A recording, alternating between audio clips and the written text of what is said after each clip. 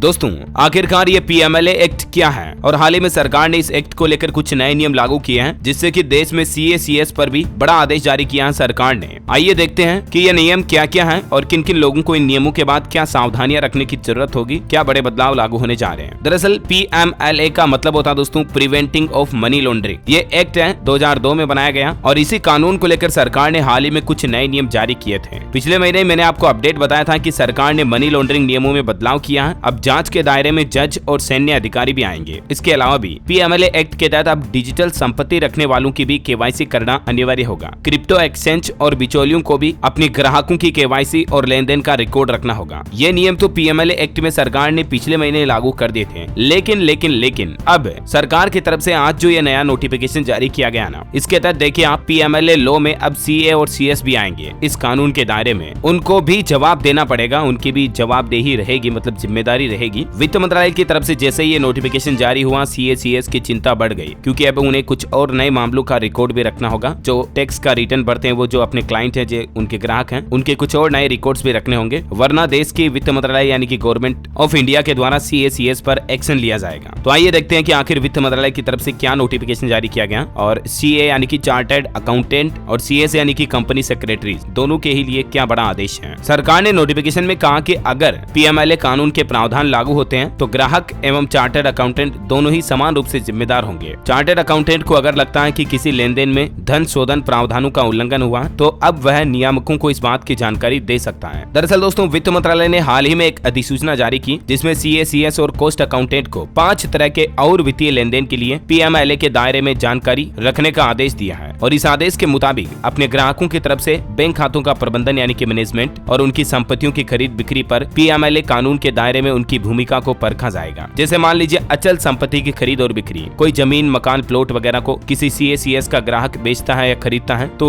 ये सब भी अब इस पीएमएलए एक्ट में आएंगे। ना सिर्फ अचल संपत्ति की खरीद बिक्री बल्कि इसमें और कई सारे पॉइंट्स हैं जिनकी आप देख सकते हैं जानकारी। इसके अलावा ग्राहकों के पैसे, प्रतिभूतियों, अन्य संपत्तियों के प्रबंधन, बैंक खाते, बचत, उनकी सेविंग, एफडी वगैरह, इंश्योरेंस पॉलिसीज वगैरह, कंपनियों के निर्माण परिचालन प्रबंधन के लिए अंशदान की देखरेख वगैरह, ट्रस्ट का गठन किया, ये सारी चीजें जो है ना अब संबंधित वित्तीय लेन देन पीएमएलए के दायरे में रखे गए हैं। और जहां तक बात आती है सीए यानी कि चार्टर्ड अकाउंटेंट की, तो सरकार ने अधिसूचना में ये भी स्पष्ट कर दिया कि चार्टर्ड अकाउंटेंट अपने ग्राहकों के साथ खुद भी पीएमएलए अधिनियम 2002 के तहत सजा एवं जुर्माने के लिए समान रूप से उत्तरदायी होंगे। सूत्रों के मुताबिक अगर पीएमएलए प्रावधान लागू होते हैं तो सीए/सीएस वगैरह भी अपने क्लाइंट के बरोबर रिस्पॉन्सिबल होंगे। समझ रहे हो ना, मतलब कि ये समझ लीजिए सिंपल भाषा में अगर मैं आपको बताऊं ना दोस्तों, तो ये हुआ कि अब इतनी तरह के लेन देन या धोखाधड़ियों में कोई ग्राहक या टैक्स पेयर्स अगर पकड़ा जाता है ना तो उसका टैक्स सबमिट किसने किया, किस सीए ने किया और उसके कंपनी के रिकॉर्ड वगैरह कौन सीएस देख रहा, ये सब भी अब इस पीएमएलए एक्ट के तहत रिस्पॉन्सिबल होंगे। सीए ये कहकर बच नहीं सकता कि मेरे क्लाइंट ने मेरे को ये जानकारी नहीं दी या मेरे क्लाइंट ने ये नहीं किया वो नहीं किया। अब क्लाइंट के बरोबर ही सीए भी रिस्पॉन्सिबल होगा और इसीलिए सीए/सीएस की ये भी जिम्मेदारी बनती है कि वो अपने क्लाइंट का डिजिटल संपत्तियों का रिकॉर्ड भी रखे, जैसे उसके पास कितना क्रिप्टो करेंसी में निवेश है, कितना